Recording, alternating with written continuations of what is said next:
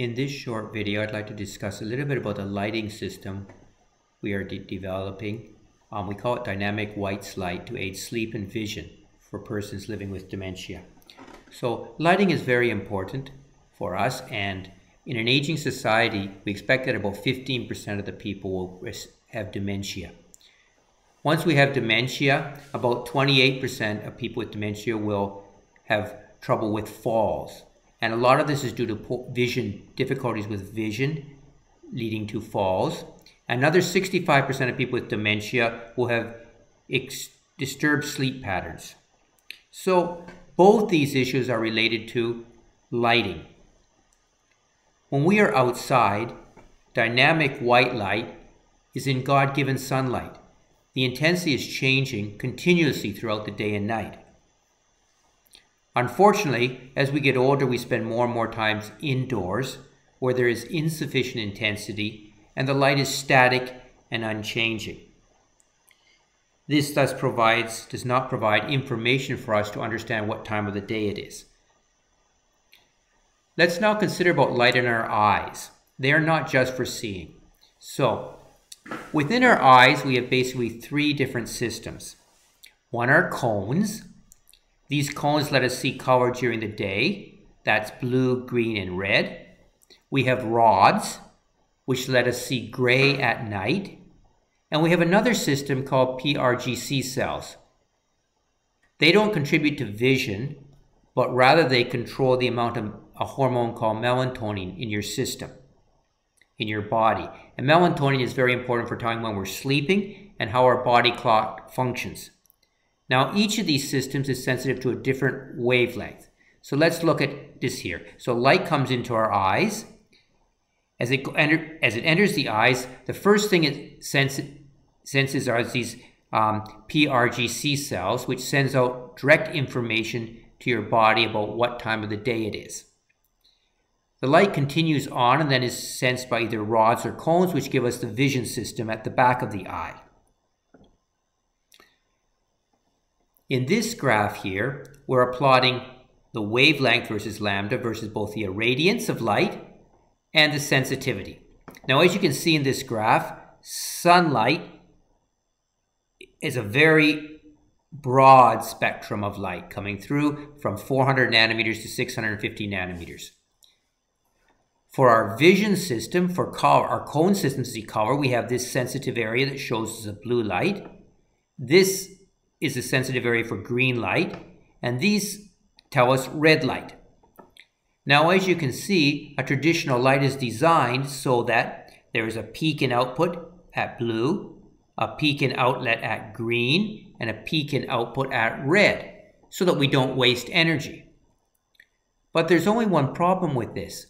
These PRGC cells are sensitive at this wavelength around 480. And as you can see, sunlight has a lot of radiation in this wavelength, but traditional lighting basically has very little light in this wavelength because it was only about in 2016 and only proven around 2019 that this is important for our sleeping and controlling our clock. So let's compare now how we want to now improve the lighting. Okay, so there are basically, looking at our two systems, the vision and our clock system. For our vision, conventional lighting has the light is direct. There will be glare, there will be shadows, and these glare and shadows result in falls. In order to be more healthy, we would like our light to be white like sunlight, and we want to have multiple sources. We would like indirect lighting so that there is no glare, no shadows, and therefore falls will be reduced. In terms of our vision and our clock, conventional lighting inside an old age home has insufficient intensity, only between 200 and 300 lux. So this makes it difficult for people to see clearly and also not sufficient stimulation when you consider sunlight can be up to about 50,000 lux. So for healthier lighting, we would like to, according to the Alzheimer's Society, have sufficient light to see clearly and keep awake. Somewhere between 500 and 1,000 lux should be sufficient.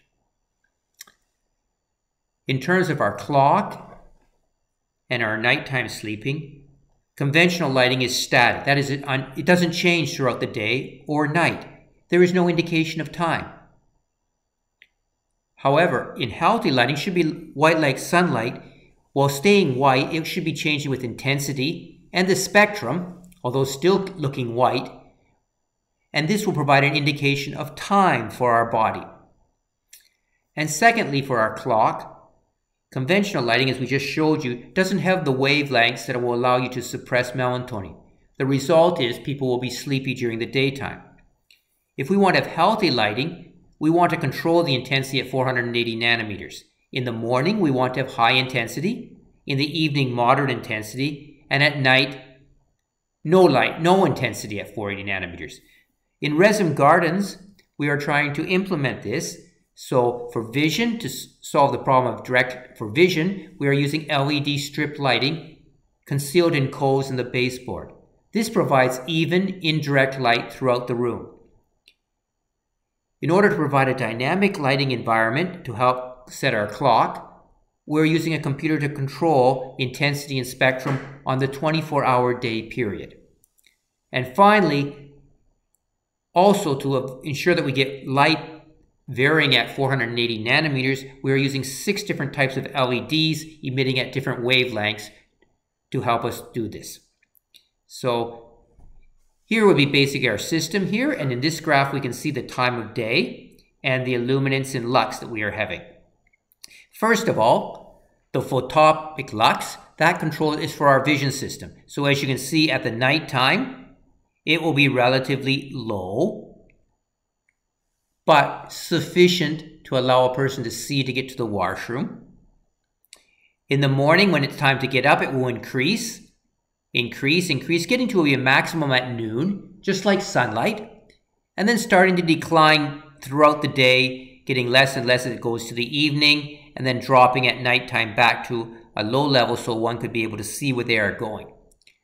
Note that this will exceed both the minimum daytime P-lux according from the Alzheimer's Society, for the bedroom, and for the common area, as well as, and at nighttime, the minimum lux according to the IES standards. Now, in order for the clock, we are concerned with another type of lux called melanopic lux. That's the emission around 480. How does it vary? Well, at nighttime, you can see it's at 0. So it's basically telling you it's time at nighttime. In the morning, it starts to increase, slightly slower than the P-lux. But by noontime, there is much more melanopic lux than there is photomic lux. So there's a sufficient amount. Then the melanopic lux starts to drop rapidly in the afternoon as it gets time to go to bed, telling your body, hey, it's getting to be evening. We should be going to sleep. And then at nighttime, it goes back to 0. So if the person wakes up at nighttime, they will have no stimulation telling me, hey, it's daytime. My melatonin will not be suppressed.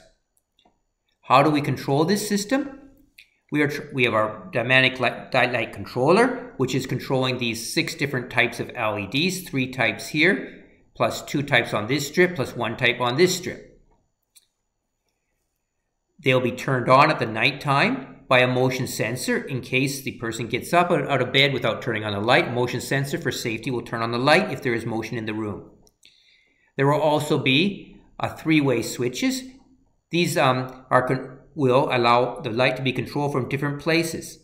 Using Wi-Fi, these switches can be placed wherever are convenient for the person who is living there. In addition, an emergency switch allows the lights to be turned on to full power by a caregiver in a case of an emergency. And finally, we will be sensing a bed activity sensor will also be providing information into the dynamic light controller saying, is there someone sleeping in the bed?